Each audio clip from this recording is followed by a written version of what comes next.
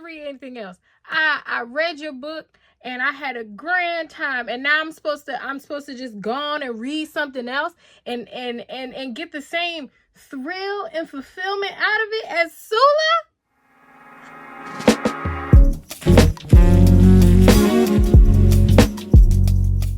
Hi friends, welcome back to Shelby and the Book Club. I'm Shelby Monet, and in today's video, I will be reviewing Sula by Toni Morrison. I cannot wait to talk about this book with y'all. Honestly, I don't know why I don't do more book reviews. Actually, I do know why. It's because a few of y'all in the comments said that I tell too much about the story, so now I'm self-conscious about it, and I just don't do it at all. So if you want more book reviews, let me know in the comments, okay? And maybe I'll slide one or two in throughout the month. You know, give the people what they asking for if they asking for it. Before we get started, a couple of things. Make sure you like, you comment, subscribe. We're almost to 14K. That means we'll be to 15K before you know it. So go tell your cousins, go tell everybody, your family members, your auntie, your mom, and them to come subscribe to my channel, because we're growing our family and I'm getting y'all to read. Like, it's very important.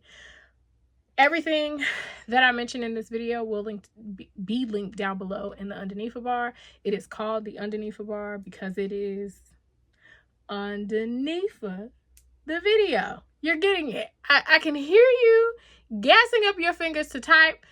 Because it's up to the video. I can hear you, cousin. I hear you. Y'all getting it. Click the links. It's all kind of stuff down there. You can join the book club. You can support my bookshop link, the Libra FM link, Amazon if that's where you still shop at. So many options for you. Let's get into it for real this time. Sula. First, I want to say, y'all already know that Toni Morrison is one of my faves.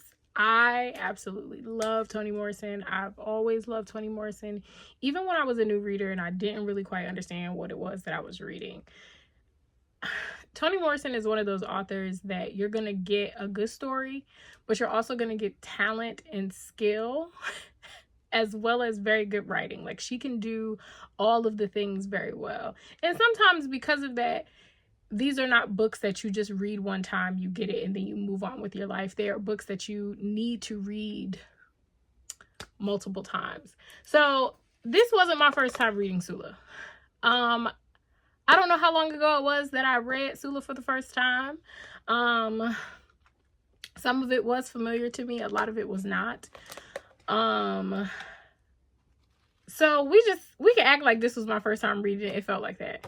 So first thing that I want to say, the forewords in these editions of Toni Morrison books are written by Toni Morrison herself. And I think it's very important. I know a lot of you heifers be talking about, I don't read the foreword or the prologue or the epilogue or nothing like that. Just put it in the book. It is in the book. It is. It's there. Read it. I ain't even mean to yell at you like that. I didn't. Y'all just be frustrating me. Y'all get on Beyonce's internet and say anything, and then expect us not to care. My God, today. Anyway, in this foreword, she covers a lot of different things. She talks about not wanting to be considered a politically minded author at one point in her career, so when she was still a student, and understanding that when certain conversations are had in books that are written by Black authors, that there is this different approach to it, right? So like if a character written by a Black author is asking or is saying that the sky is blue, then automatically the question is, what does it mean for a Black woman to see the sky as blue? Like, girl, it's blue. So she talks about that, which I think is very important to this book. She also talks about, where's the quote? So other questions matter more. What is friendship between women when unmediated by men? What choices are available to Black women outside their own society's approval? What are the risks of individualism in a determinedly individualistic yet racially uniform and social static community? That's what Sula is about in a nutshell, and then you have to read it. So Sula opens up where we meet Shadrach, who is returning from war and doesn't know who he is or how he got to where he got. And he ends up in this town called the Bottom that is up at the top of a hill. And the Bottom is where all of the Black people in this community live, or in this town live. And at the bottom in the valley is where all of the white people are. It starts in 1919. And Shadrach starts National Suicide Day. Now, Shadrach is mentally ill. It is definitely remnants of war, which I think is very important or very interesting that we started there, because it kind of leads us into this thought process of you never know what someone is going through or what life experiences have caused them to be the person that they are in front of you, right? We only know of someone what we see. And a lot of people in the Bottom only knew Shadrach to be this crazy behind man that was ringing his bell on the 3rd of January every year to lead them into National Suicide Day. So in the Bottom resides Nell and Sula. Sula is raised by her grandmother and her mother. So her grandmother's name is Eva. Eva has one leg. And Hannah, who is the town whore. And both women are very eccentric, maybe I want to say. Like, they're just... Eva and Hannah do what it is that they want to do, somewhat to societal standards, but not really. We learn the history of them. We also meet Nell and Nell's mother, and we learn the history of them. And then we follow Nell and Sula's friendship over 40 years, right? And in this 40 years, one of them gets married. One of them has children. One of them goes off to school. People die. The town changes. Maybe it does or maybe it doesn't, right? Like, we get a lot of information about this town. And that's crazy to say, because you see how small this book is. This book is 174 or 75 pages. Yeah, 174 pages. So we get a lot of information written very talentedly in a small amount of time. Then we get to a point where Sula returns, right? Like, Sula comes back after she has gone away, and she's different but the same. Different but the same. She's obviously experienced some things, and without spoiling anything, all of the big stuff happens when Sula comes home as this adult that I think she missed home a little bit. But I think mostly she missed her friend. And all of these things transpire. They are being judged by the town. Like, there's a lot of commentary about women's friendships, how we rely on each other as Black women, but also how we judge each other, which I totally can relate to, because some of the foulest shit that has ever been said to me has come from a Black woman. But at the same time, some of the best things that have been said to me have come from Black women. There is this I can't even say balance. I don't think balance is the right word, but there is this difficulty within which we deal with each other, where some Black women feel like, I want you to do good, but I don't want you to do better than me. You know, like that messiness. So that is the story of Sula and Nell, right? Some of my favorite things about this book is Toni Morrison writes the environment very well. I could see the town that they lived in very clearly in my mind. I could see the characters very clearly in my mind. I could hear the cadence of their voice. I could, like, down to the textures of things or the smell of things. Like, I was there with him. Like, it felt like I was watching a movie in my head. So I love that. I think one of the big takeaways that I have from Sula is what happens when you know the nuance of a person, but you don't apply it. Because both women have their own understandings of friendship and womanhood. I just feel like we got all the information that we got so that we could make an assessment on these women, right? Like, so that we could, once we get to the plot twist, have a level of understanding. But I think what I found was that I wasn't, at first, I'll say, empathizing with one of the characters. I just wasn't. She was a bad person. Sula was a bad person. But I shouldn't have been shocked that Sula was a bad person, because Sula was raised by people that weren't all that great. So why was I expecting more from someone that has displayed that she doesn't know more, right? Why am I expecting that? And I think we can apply that to our lives. I know how you was raised. I know who you was raised by. Why am I?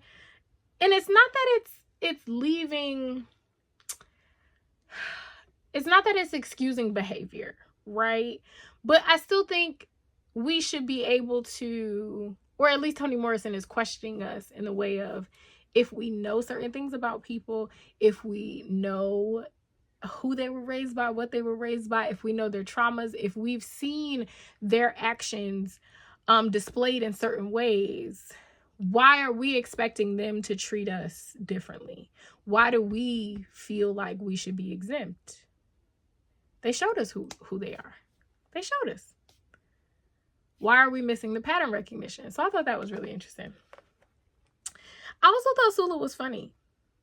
I thought Sula was funny. There are some, I have so many things highlighted or underlined. I don't highlight in my books anymore. I'm a lady. Let's see. So one of my favorite parts is a scene where Eva, Sula's grandmother, is talking about her son. So it says,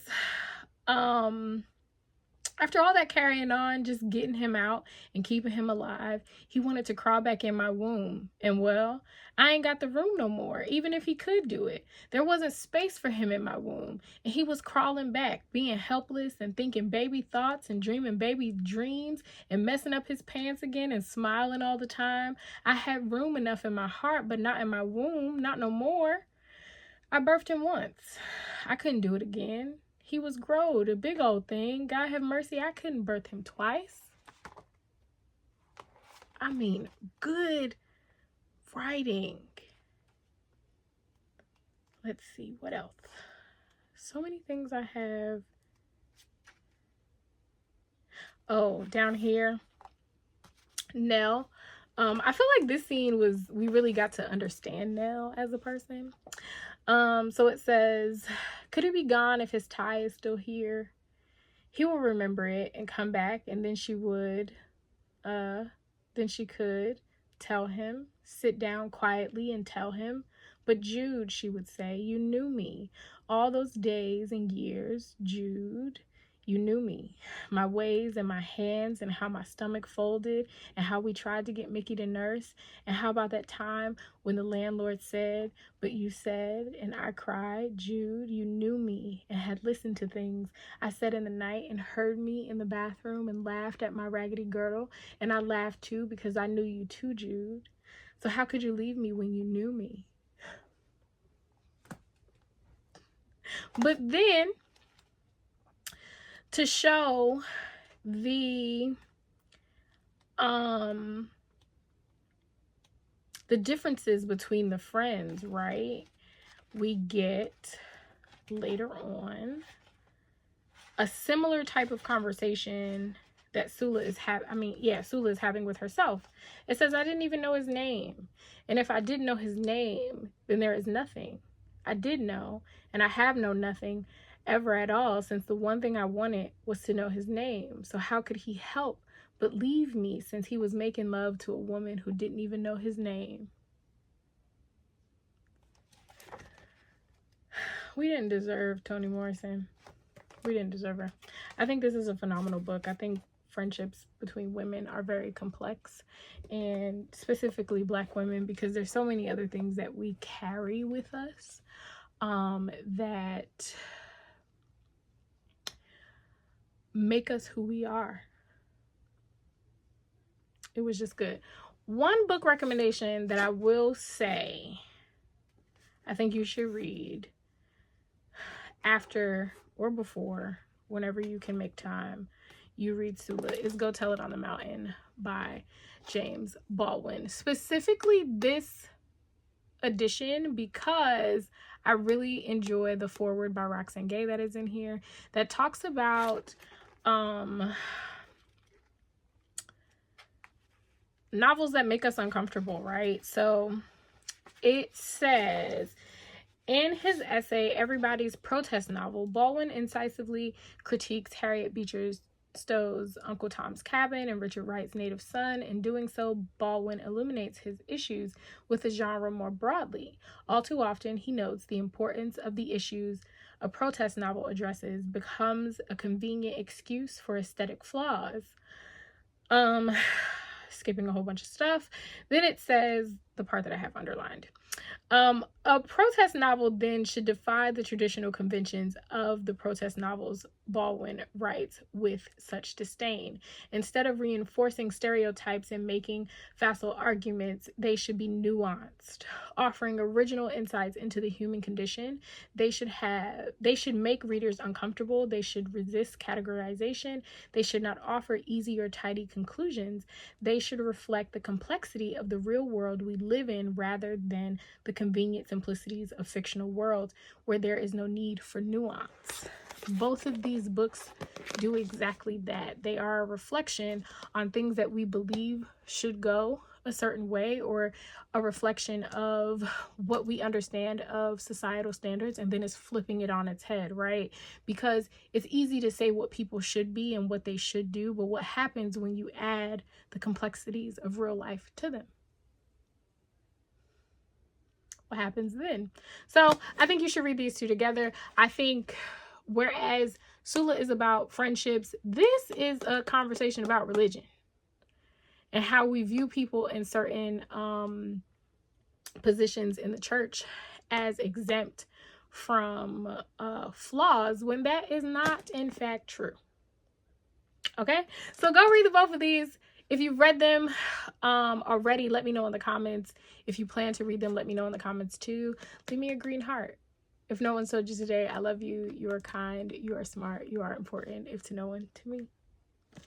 Bye, friends.